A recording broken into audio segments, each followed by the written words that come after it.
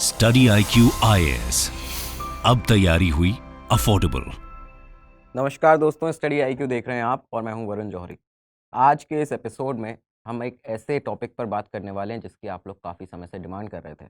आप जैसा कि जानते हैं कि इस सीरीज़ में हम लोग कई सारे ऐसे टॉपिक्स कवर करते हैं देश विदेश के, देश और दुनिया के, जो आपके लिए जानना बेहद ज़्यादा ज़रूरी है, जिसमें इंटरनेशनल रिलेशन से रिलेटेड टॉपिक होते हैं, इंटरनल सिक्योरिटी से रिलेटेड टॉपिक होते हैं, हिस्ट्री से रिलेटेड टॉपिक होते हैं। ऐसे कई सारे टॉपिक हम आपके लिए लेकर समय-समय पर आते रहते हैं। लेकिन इन्हीं टॉपिक्स में जो आपके कमेंट्स होते हैं, उनमें कई सारी डिमांड ऐसी आती है कि अंडरवर्ल्ड के ऊपर, जो मुंबई अंडरवर्ल्ड रहा है भारत के अंदर, उसके ऊपर कुछ वीडियोज़ बनाइए, उसकी हिस्ट्री के बारे में बताइए। ऐसे कई टॉपिक हम आपके लिए लेकर भी आए अंडरवर्ल्ड के। उसमें आपको ये भी बताया कि कैसे हमारी इंटेलिजेंस एजेंसीज़ ने कैसे गैदर की इन्फॉर्मेशन अंडरवर्ल्ड के गैंगस्टर्स के खिलाफ, किस तरह से इंटरनेशनल कम्युनिटी ने इन लोगों को टारगेट किया, और बाकी सारी डिटेल जानकारी हमने आपको एपिसोड्स में बताई है। डिस्क्रिप्शन बॉक्स में आपको डिटेल लिंक मिल जाएगा, आप वहाँ पे जाके सारे एपिसोड्स देख सकते हैं। लेकिन आज क्योंकि आपने एक बार फिर फरमाइश जो की कि अंडरवर्ल्ड के ऊपर एक वीडियो बनाइए, काफ़ी समय से आपकी फरमाइश आ रही थी, तो आज एक ऐसा ही वीडियो आपके लिए लेकर आए हैं अंडरवर्ल्ड से रिलेटेड। और इस बार ये वीडियो होगा खालिद पहलवान के ऊपर। खालिद पहलवान, ये नाम आप लोगों ने बहुत कम सुना होगा, ज़ाहिर सी बात है क्योंकि उसके बारे में बहुत कम लिखा और सुना गया है। लेकिन ये वो शख्स है जिसे दाऊद इब्राहिम का, अंडरवर्ल्ड डॉन दाऊद इब्राहिम का मेंटोर कहा जाता है, उसका गुरु कहा जाता है। ऐसा बताया जाता है कि खालिद खान पहलवान वही शख्स है जिसने दाऊद इब्राहिम को दाऊद इब्राहिम बनाया है। एक समय पर अगर खालिद नहीं मिलता दाऊद इब्राहिम को, तो दाऊद इब्राहिम कभी भी इतना बड़ा गैंगस्टर, अंडरवर्ल्ड डॉन नहीं बन पाता। तो आज सारी जानकारी आपको बताने वाले हैं, क्योंकि दाऊद इब्राहिम के बारे में बहुत कुछ लिखा पढ़ा गया है, लेकिन खालिद पहलवान के बारे में बहुत कम चीज़ें अवेलेबल हैं। ये सारी जानकारी जो है, इसमें जो हम आपको बताने वाले हैं, और ऐसी और भी जानकारी कई आर्टिकल्स को पढ़ने के बाद, और एक बहुत बड़े क्राइम जर्नलिस्ट रहे हैं एस हुसैन ज़ैदी, उनकी एक बुक थी दाऊद्स मेंटोर। इन सब चीज़ों के ज़रिए आपके लिए ये सब जानकारी लेकर आए हैं। आज आपको बताने वाले हैं कैसे एक पुलिस वाला बनने का, एक पुलिस ऑफिसर बनने का सपना रखने वाला एक लड़का अंडरवर्ल्ड की दुनिया में आ जाता है।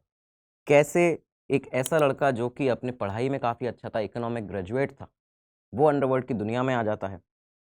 उसके बाद अंडरवर्ल्ड की दुनिया में आने के बाद दाऊद इब्राहिम का पूरा काम सँभालने लगता है, एक तरह से उसको गाइड करने लगता है। तो ये सब चीज़ें आपको बताने वाले हैं, और साथ में ये भी बताएँगे कि हमारी इंटेलिजेंस एजेंसीज़ के पास में खालिद पहलवान के बारे में कितनी डिटेल इन्फॉर्मेशन इस समय पे मौजूद है, और आखिर वो इस समय कहाँ है। तो ये सब कुछ आज आपको पता चलने वाला है। हमारा कभी भी, जब भी हम एपिसोड करते हैं किसी गैंगस्टर के या अंडरवर्ल्ड के, कभी भी किसी को ग्लोरीफाई करने का इरादा नहीं होता है। हमेशा हम आपको ये बताना चाहते हैं कि जो बुरा करता है, जो इस तरह की गतिविधियों में जाता है, उसका अंत हमेशा बुरा ही होता है, और ये सब कुछ आज आपको इस एपिसोड में भी पता चलने वाला है। तो अब शुरुआत करते हैं आज के इस एपिसोड की। तो शुरुआत होती है भारत के दिल मध्य प्रदेश से। मध्य प्रदेश के हरदा में रहने वाले यूसुफ खान पाशा के घर पे जन्म होता है उनके चौथे बेटे खालिद खान का। खालिद खान पाशा बचपन से ही बताते हैं पढ़ने में बहुत ज़्यादा रुचि रखता था। हाई स्कूल जो हरदा का था, वहाँ से, उनकी हरदा हाई स्कूल से उन्होंने अपनी पढ़ाई करना शुरू की। अब जब ये पढ़ाई करना यहाँ से शुरू करते हैं, इसके बाद स्कूल में ही एनसीसी को ज्वाइन किया, नेशनल कैडेट कॉर्प्स। यहाँ पे जब ये लगातार एनसीसी में ट्रेनिंग अपनी ले रहे थे, तो बताते हैं कि उस समय पे इनका जो खालिद खान पाशा का जो एक सपना था, वो था एक पुलिस अफ़सर बनने का, क्योंकि वर्दी के लिए हमेशा से उनको ये था कि वर्दी वो पाना चाहते थे और एक पुलिस ऑफ़िसर बनना चाहते थे।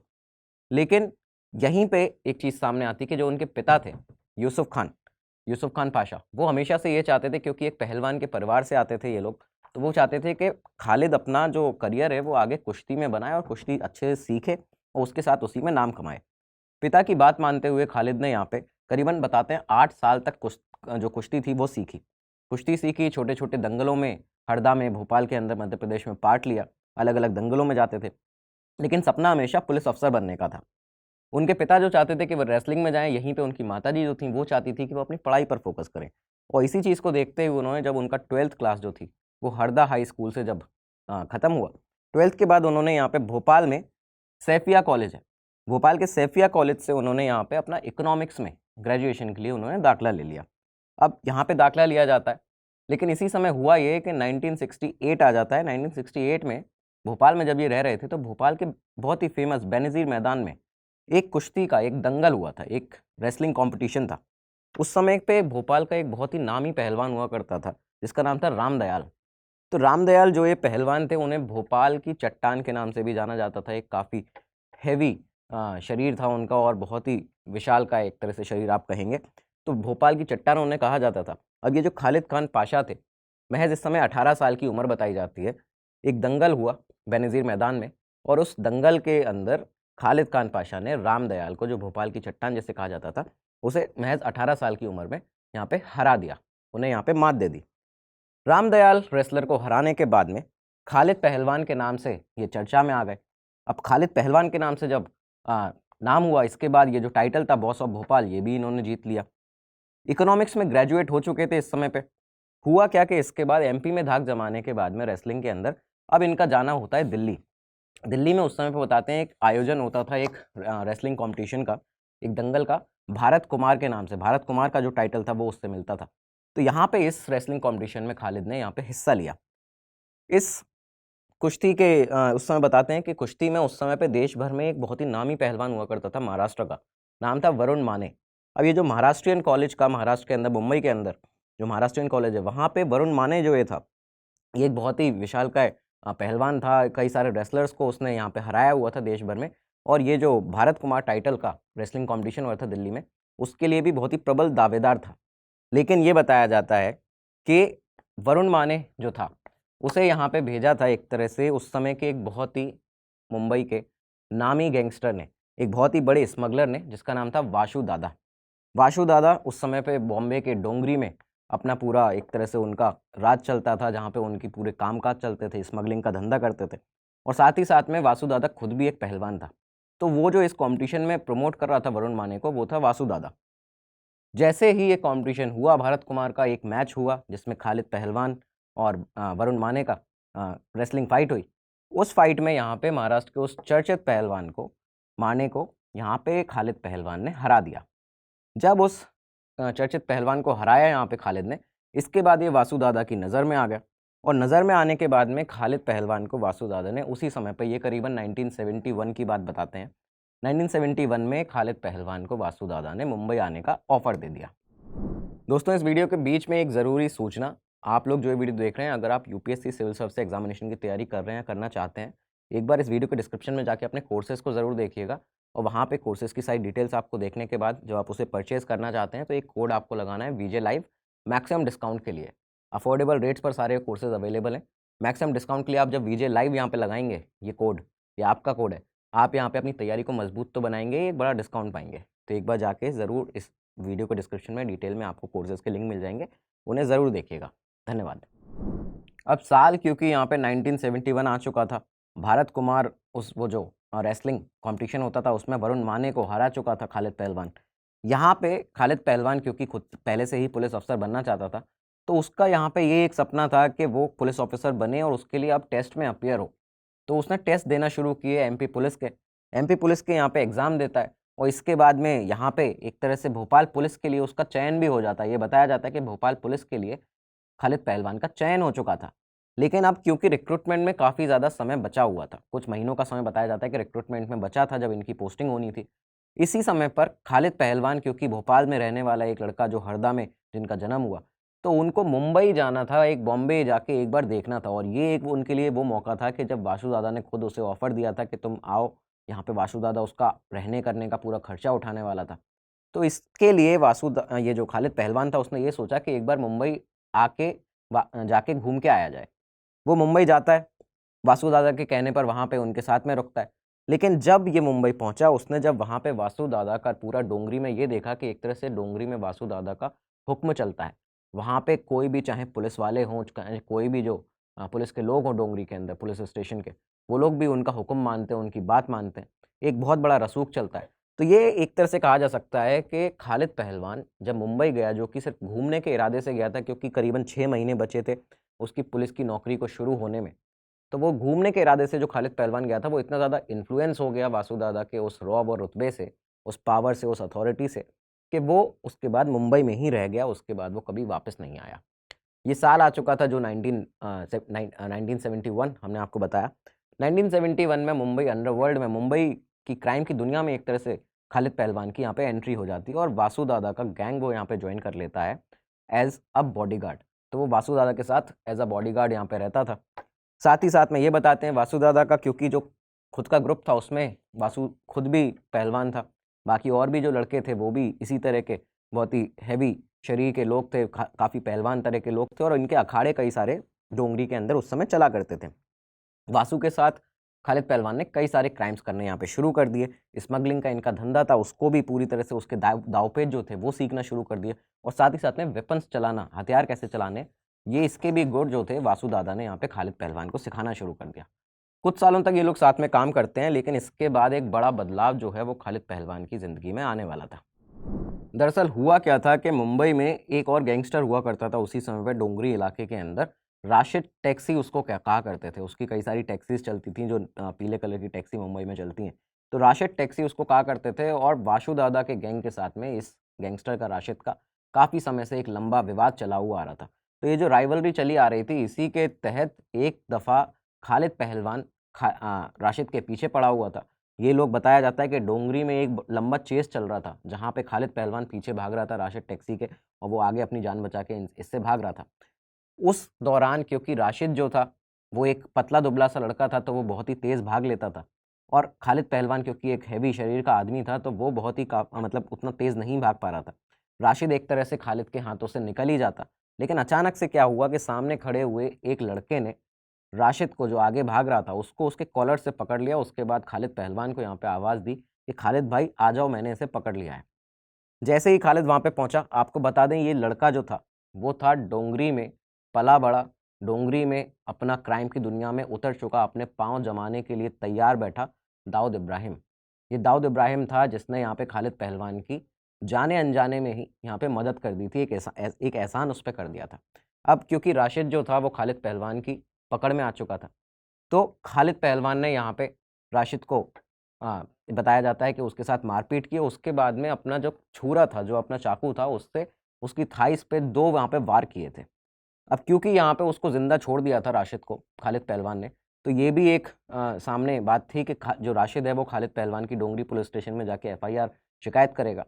तो इसके चलते यहाँ पे दाऊद इब्राहिम जो वहाँ पे खड़ा हुआ ये सब कुछ देख रहा था, उसने खालिद पहलवान पे एक और एहसान किया।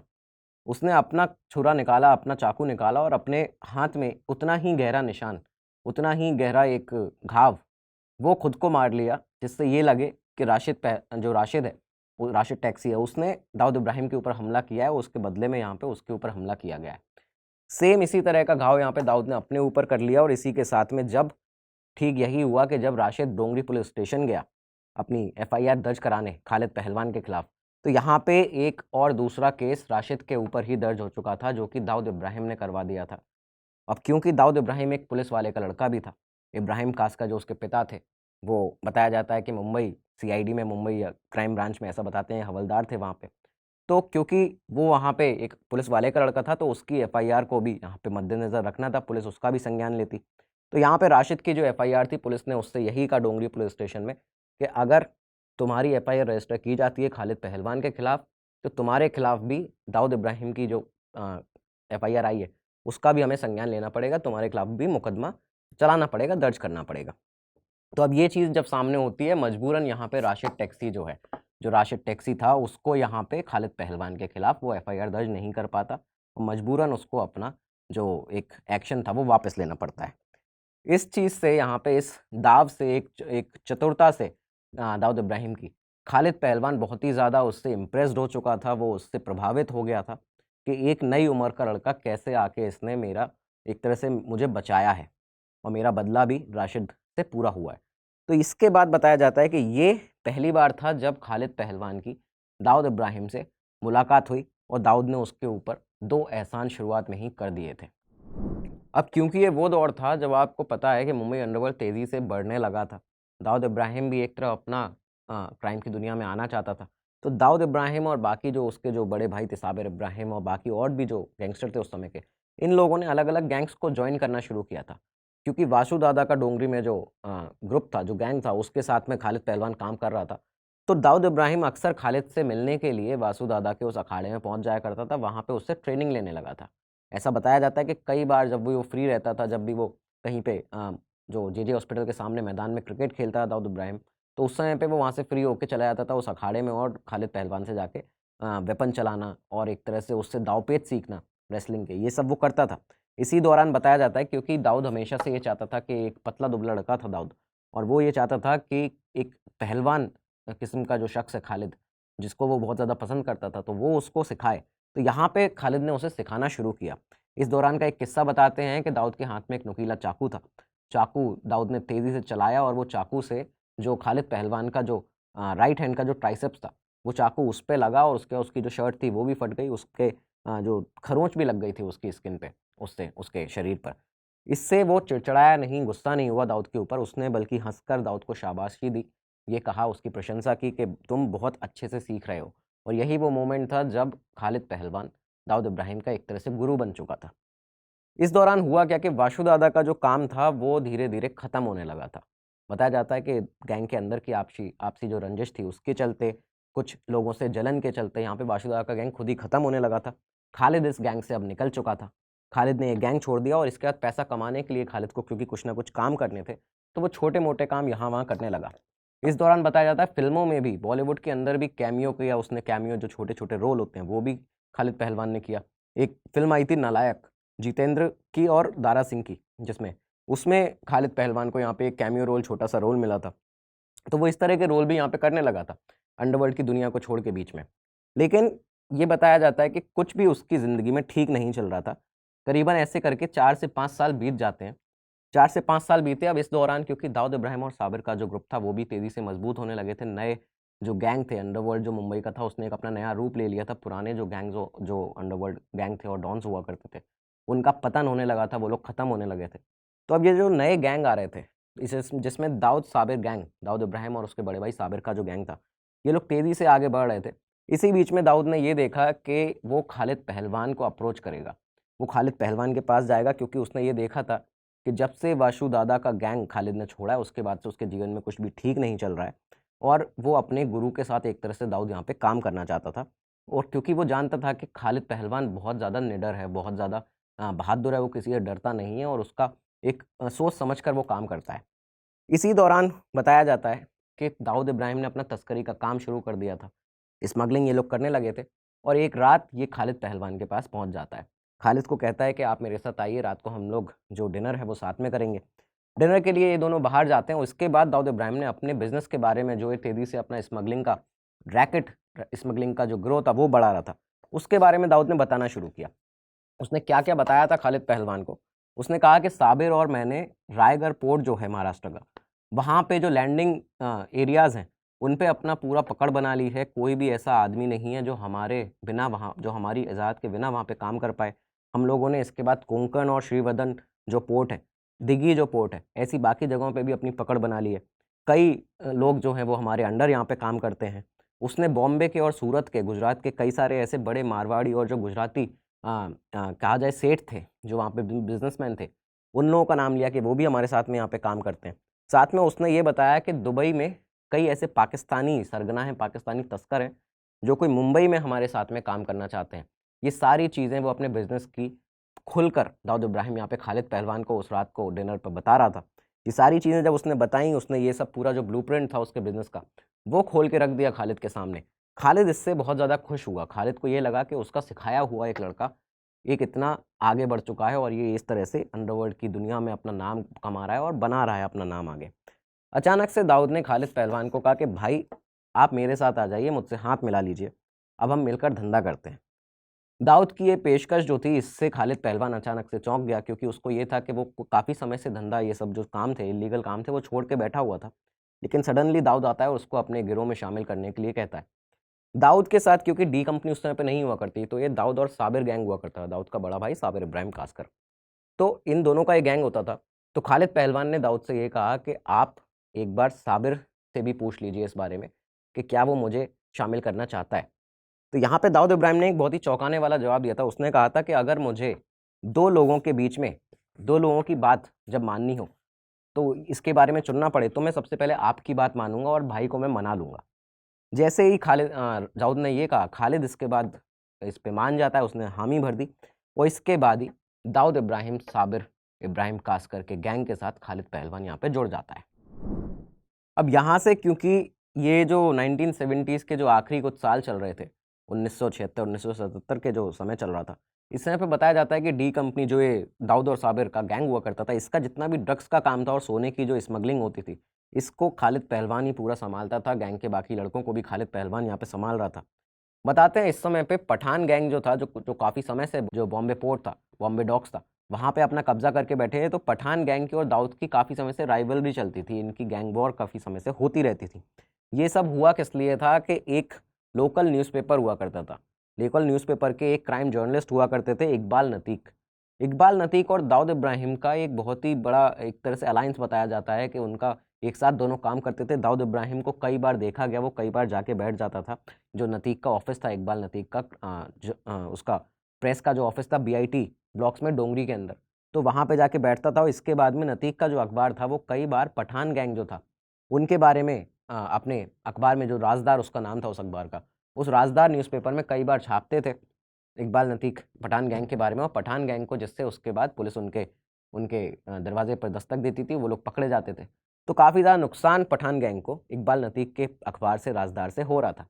दाऊद का यहाँ पे उसके साथ इन्वॉल्वमेंट समझ में आता है पठान गैंग को। तो यहाँ पे पठान गैंग ने क्या किया कि इकबाल नतीक की मर्डर कर दिया। इकबाल नतीक का यहाँ पे मर्डर कर दिया जाता है, बहुत ही बेरहमी से उनको मार दिया जाता है। दाऊद इब्राहिम और साबिर इब्राहिम ने इसके बाद पठान गैंग से बदला लेना चाहा।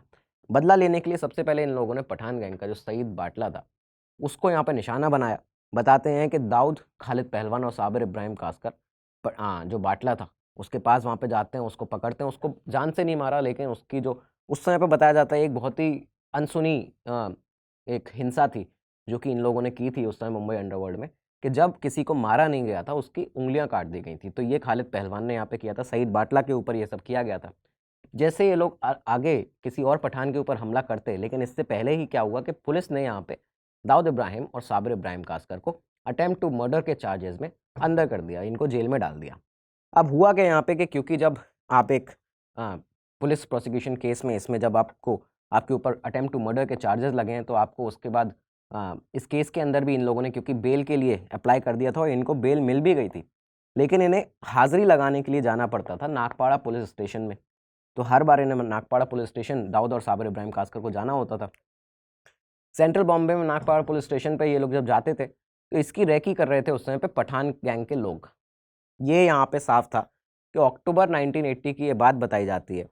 दाऊद इब्राहिम कासकर जब एक बार जब वो हथियार उसके पास में नहीं थे और वो जब गया यहाँ पे नागपाड़ा पुलिस स्टेशन अपनी हाजिरी लगाने के लिए साबिर इब्राहिम कासकर के साथ, तो ये यहाँ पे अमीरज़ादा और आलमजेब जो थे पठान गैंग के, उनके लिए एक बहुत बड़ा मौका था कि इसके ऊपर हमला करके दाऊद को ख़त्म करने का।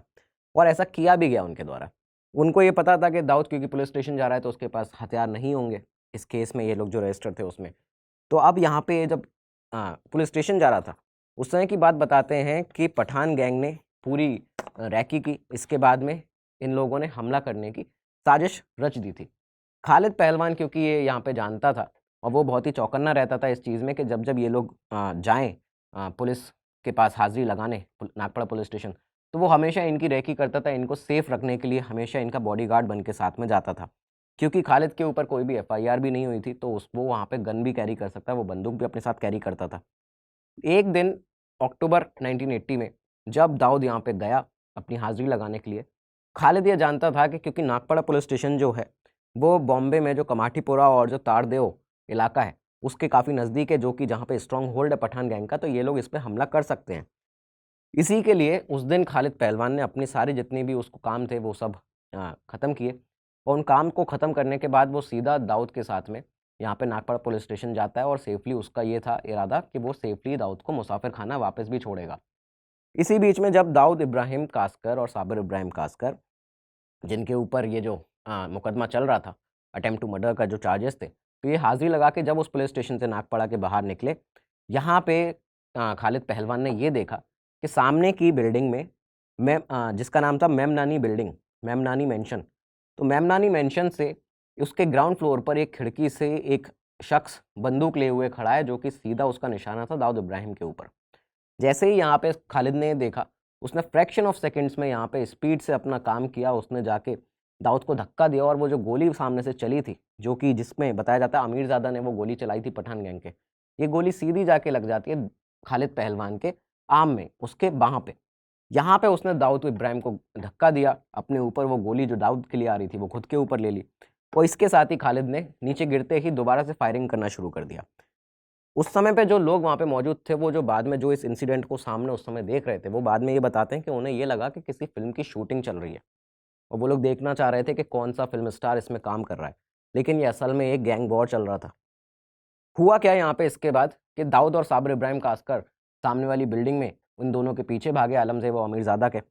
इन दोनों के पीछे भागते नागपाड़ा पुलिस स्टेशन के उस समय के जो एक अधिकारी थे जो वहाँ पे मौजूद थे, वो ये बताते हैं कि जब ये लोग भागे हैं इन दोनों के पीछे, अमीरज़ादा के पीछे दाऊद इब्राहिम और उसका भाई, तब अमीरज़ादा और जो आलमज़ेब था, वो अलेक्जेंड्रा सिनेमा के टर्न पर आके यहाँ पे इन्होंने अपना टर्न लिया और उसके बाद पठानों ने जो दोनों थे, उन्होंने एक गाड़ी को रोका, उसमें घुस गए और वहाँ से फिर ये फरार हो गए, वहाँ से भाग जाते हैं। बताया जाता है दाऊद इब्राहिम जो था, उसने साबिर के साथ में अपना अलेक्जेंड्रा सिनेमा के पीछे तक वहाँ पे उनका पीछा किया इन दोनों का। आगे वो लोग भाग रहे थे, पीछे ये लोग भाग रहे थे। ईरानी कैफ़े जो है कैफ़े अंदाज़, वहाँ तक इनका पीछा किया। उसके बाद ए टू ज़ेड टेलर की एक दुकान आती है, उसके सामने दाऊद और साबिर दोनों रुक जाते हैं पीछा करते-करते। ईरानी होटल के जो मालिक हैं अली अकबर सेठ और जो मास्टर जी थे ए टू ज़ेड टेलर के जो शॉप के, वो ये उस सीन को वो कभी भूल नहीं पाए कि किस तरह से दाऊद इब्राहिम ने पठान गैंग का यहाँ पे पीछा किया था और खालिद पहलवान को गोली लग चुकी थी उसकी बाह पे, फिर भी वो इनके पीछे इनके साथ में खड़ा हुआ था। इस इंसिडेंट को वो लोग कई बार ऐसे याद करके लोगों को कहानियाँ सुनाते थे, लेकिन ये वो पहली बार था जब खालिद पहलवान ने दाऊद की ज़िंदगी बचाई थी, उसकी लाइफ सेविंग एक तरह से वो उसके लिए शख्स बना था।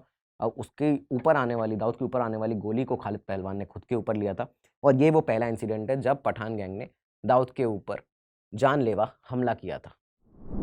दाऊद के ऊपर कई बार ऐसे हमले हुए और इन सारे हमलों में हर बार खालिद पहलवान सामने आकर दाऊद को बचाता रहा। एक तरह से जो वो उसका गुरु था, तो गुरु ने अपने शिष्य को इसी तरह से बचाया और वो बचाते-बचाते ये चीज़ें आगे बढ़ती हैं। बताया जाता है कि 12 फरवरी 1982 को जब दाऊद के बड़े भाई साबिर इब्राहिम कासकर को मार दिया गया था, उसको पठान गैंग ने ही मारा था। तो यहाँ पे जब उस पेट्रोल पंप पर आधी रात को गाड़ी के अंदर उसको कार के अंदर गोली मार दी गई थी, करीबन काफ़ी सारी गोलियाँ दर्जनों गोलियाँ उसको लगी थी। तो यहाँ पे जब ये इंसिडेंट हुआ था, इसके बाद ये पठान गैंग सीधा पाक मोडिया स्ट्रीट में, जहाँ पे दाऊद इब्राहिम का घर था, मुसाफिर खाना में, तो वहाँ पे ये लोग आए थे और पाक मोडिया स्ट्रीट के उस समय पे जब ये लोग वहाँ पे उनकी गाड़ी पहुँची, तो उस आधी रात में खालिद पहलवान ही था जो कि रात में छत से देख रहा था कि कौन ये किसकी गाड़ी है, कौन लोग शोर नीचे मचा रहे हैं। और इसके बाद उसने क्योंकि पठान गैंग की गाड़ी को पहचान लिया था, तो उसने जल्दी से जाके जो नीचे का जो एक बड़ा-सा स्टील का गेट था, दाऊद इब्राहिम के घर के बाहर का, तो पाकमुडिया स्ट्रीट का जो गेट था उसको इसने बंद किया। उसके बाद में दाऊद को यहाँ पे एक बार फिर से उसने बचाया था। खालिद जो साबिर था दाऊद का बड़ा भाई, उसकी यहाँ पे अचानक मौत के बाद में ये बताते हैं कि दाऊद का सबसे ज़्यादा ख़ास और सबसे ज़्यादा दाऊद किसी की अगर सुनता था, मानता था, तो वो शख्स बन चुका था खालिद पहलवान। लेकिन फिर इसके बाद हुआ क्या कि 1986 आता है, 4 साल के बाद ही। 1986 जब आया, तो दाऊद इब्राहिम ने यहाँ पे भारत को छोड़ दिया। हमेशा के लिए वो भारत से चला गया, क्योंकि आप जानते हैं कि जो पठान गैंग का समद खान था, जिन लोगों को दाऊद टारगेट कर रहा था, जो कि उसके बड़े भाई की मौत में इन्वॉल्व थे, तो उनको एक-एक करके वो ख़त्म कर रहा था। उसी के चलते जो उसने समद खान को मारा था, तो जो मुंबई पुलिस थी, वो दाऊद के पीछे पड़ चुकी थी पूरी तरह से। और जब वो भागा है यहाँ से भारत से, तो ये बताया जाता है, ये साफ तौर पर बयान है पुलिस के जो ऑफ़िसर्स हैं उनका भी, कि वो ऐसे भागा था कि जब उसकी वो एक जगह पे मौजूद था और जब उसकी वो जो सिगरेट थी वो आधी पी हुई थी। तो वो जल रही थी सिगरेट, अब वो आधी सिगरेट छोड़ के वहाँ से उस सोफ़े से उठ के उन चंद मिनटों का जो फ़ासला रहा पुलिस के और दाऊद के बीच में, वरना दाऊद जो था वो पकड़ा जाता। तो इस तरह से वो यहाँ से भारत से भागा था। उसके बाद बताते हैं नेपाल के रास्ते दुबई गया और दुबई के बाद वो उसके बाद वहीं पे रहा, अब पाकिस्तान में है। तो ये वो 1986 का दौर था जब दाऊद लास्ट टाइम जो यहाँ पे भारत में दिखा था, इसके बाद भागा है। लेकिन दाऊद के भागने के बाद, दाऊद के दुबई जाने के बाद में खालिद पहलवान जो था वो एक तरह से रहस्य बन गया, एक तरह से मिस्ट्री बन गया। कई लोग ऐसे थे जो उसके बारे में कुछ जानते ही नहीं थे, किसी को भी उसके बारे में कुछ पता नहीं चला। आगे जाके खबरें जो सामने आईं वो ये थी कि 1992 में खालिद पहलवान ने पूरी तरह से अंडरवर्ल्ड को मुंबई से अलविदा कह दिया था, उसने अंडरवर्ल्ड को छोड़ दिया था और इसके बाद वो भी दुबई चला गया था। वो दुबई चला गया, उसके बाद किसी के भी वो संपर्क में नहीं रहा। मुंबई में कोई इसके बारे में कुछ ज़्यादा जानता नहीं था। एक बहुत ही नामी जर्नलिस्ट हुआ करते थे जे डे। तो जे डे जो जर्नलिस्ट थे, उन्होंने एक किताब लिखी थी, खल्लास। इस किताब के अंदर उन्होंने ये लिखा था, जो उन्होंने इस किताब में लिखा, और काफ़ी डिटेल जर्नलिज़्म करते थे, क्राइम जर्नलिज़्म जो जे डे थे जर्नलिस्ट, और काफ़ी ज़्यादा इन्वॉल्वमेंट उनका इस तरह से रहता था कि वो उनको कई सारे उनके बहुत ही इम्पोर्टेंट खुफिया सोर्सेज़ हुआ करते थे अंडरवर्ल्ड के अंदर। उन्होंने ये लिखा था कि दुबई में जो दाऊद इब्राहिम इस समय है, दाऊद इब्राहिम जो है उसको कोई भी वहाँ पे उसके नाम से नहीं बुलाता है, सिवाय एक शख्स के, और वो है खालिद पहलवान।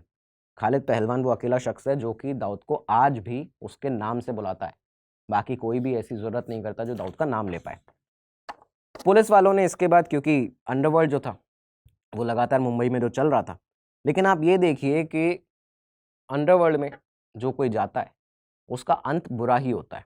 यहाँ पे ये स्टोरी किस तरह से फिट बैठती है और ये लाइन किस तरह से यहाँ पे फिट बैठती है कि एक पुलिस वाला बनने की चाह रखने वाला, एक पुलिस अफसर बनने की चाह रखने वाला खालिद पहलवान, जो कि भोपाल से निकला, अपनी नौकरी पे वो जा सकता था, पुलिस वाला एक अफसर बन सकता था, अच्छा खासा पर्सनैलिटी थी, अच्छा दिमाग था, वो एक पुलिस वाला बन सकता था, लेकिन वो चला गया क्राइम की दुनिया में।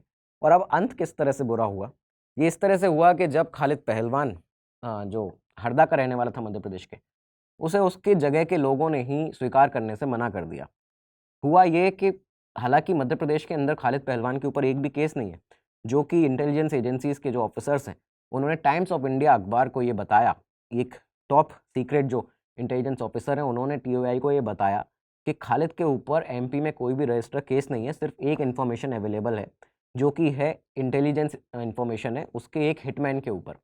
एक हिटमैन उसका था मध्य प्रदेश में जो उसके लिए काम करता था, दिलावर खान, जिसको पुलिस ने यहाँ पे स्पेशल टास्क फोर्स ने और भोपाल पुलिस ने 30 अगस्त 2004 को मार गिराया था, क्योंकि उस शार्प शूटर के, इस हिटमैन के जो खालिद पहलवान के लिए काम करता था, उसके जैश ए मोहम्मद से संबंध थे। तो इस तरह की चीज़ें यहाँ पे सामने आई।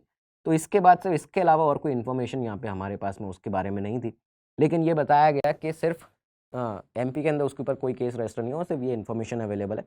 खालिद ने कई बार बताया जाता है बीच में आके यहाँ पे हरदा के अंदर मध्य प्रदेश में डोनेशन देना चाहा, उसने वहाँ से ऑफ़र किया दुबई से बैठ के, अपनी जो कम्युनिटी है वहाँ पे हरदा में उनको कि एक मस्जिद वहाँ पे बनाई जाए, लेकिन उनकी कम्युनिटी ने ही, हमारी मुस्लिम कम्युनिटी ने यहाँ पे मना कर दिया साफ साफ इस तरह का डोनेशन लेने से, क्योंकि उनका कहना था कि ये गंदा पैसा है, ये गलत पैसा है।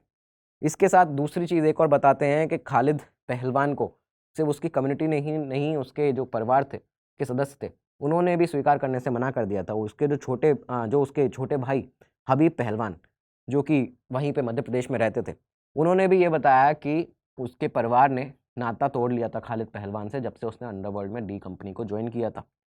इसी के बाद बताया जाता है कि लास्ट टाइम जब खालिद पहलवान हरदा में आया था तब आया था जब उनकी जो माँ थी उनका देहांत हुआ था। तो वो जो खालिद पहलवान हरदा आया तो वो काफ़ी सारे आर्म्ड गन मैन के साथ में आया था, वो कई सारे गार्ड्स के साथ में यहाँ पे पहुँचा था। उस समय भी उसने पैसा जो था वो डोनेट करने के लिए यहाँ पे अपना रिक्वेस्ट की थी, लेकिन घर वालों ने और कम्युनिटी के लोगों ने साफ तौर पर यहाँ पे मना कर दिया। और इसके बाद उसको क्योंकि काफ़ी ज़्यादा बुरा लगा, इसके बाद वो कभी भी यहाँ पे वापस मध्य प्रदेश में या फिर भारत में नहीं आया। उसी के बाद खालिद पहलवान दुबई में रह रहा है। तो दोस्तों ये थी कहानी एक ऐसे शख्स की, अगर पर्सनली उसकी लाइफ को देखा जाए तो वो एक अच्छा खासा पढ़ने वाला शख्स था, इकोनॉमिक्स में ग्रेजुएट था, पुलिस अफसर बनना चाहता था, लेकिन फिर भी वो क्राइम की दुनिया में उतर गया। दूसरी चीज़ देखी जाए दाऊद इब्राहिम के नज़रिए से, underworld don most wanted Dawood Ibrahim के नज़रिए से, तो उसने, दाऊद इब्राहिम ने उसको अपना गुरु माना, एक ऐसे शख्स को वो अंत तक अपने साथ में लेके चला जब तक उसने पूरी तरह से उससे सारी चीज़ें सीख ना ली। उसने गुरु की तरह उसको हमेशा रखा और अपने बड़े भाई से ज़्यादा उसको एक तरह से दर्जा दिया हुआ था। तो ये सारी चीज़ें सामने आती हैं, लेकिन अंत इन सारी चीज़ों का, जो भी आतंकी गतिविधियों में या फिर टेररिस्ट एक्टिविटीज़ या फिर आपकी क्रिमिनल एक्टिविटीज़ में लोग होते हैं, उनका अंत बुरा ही होता है। यहाँ पे लोगों ने स्वीकार करने से भी मना कर दिया था इन लोगों को, और दाऊद को भी यहाँ पे, दाऊद को देश ने, जो भारत है, भारत ने जहाँ पे वो पला बड़ा मुंबई में, यहाँ पे लोग उसे स्वीकार करने से मना कर चुके हैं, और दाऊद यहाँ पे आना चाहे तब भी वो यहाँ पे नहीं आ सकता है। तो ये सारी चीज़ें आप देखते हैं कि कैसे एक क्रिमिनल की जो लाइफ है उसका एंड हमेशा गलत होता है। काफ़ी दिनों से आपकी फरमाइश आ रही थी अंडरवर्ल्ड के ऊपर एक सीरीज़ करें, एक एपिसोड करें, तो ये एपिसोड हम आपके लेकर हाजिर थे। उम्मीद है आपको एपिसोड पसंद आया होगा। कमेंट्स में अपनी राय ज़रूर दीजिएगा। अगले एपिसोड में अब मुलाकात होगी, तब तक के लिए दीजिए इजाज़त। नमस्कार, धन्यवाद, जय हिंद। स्टडी IQ IAS अब तैयारी हुई अफोर्डेबल।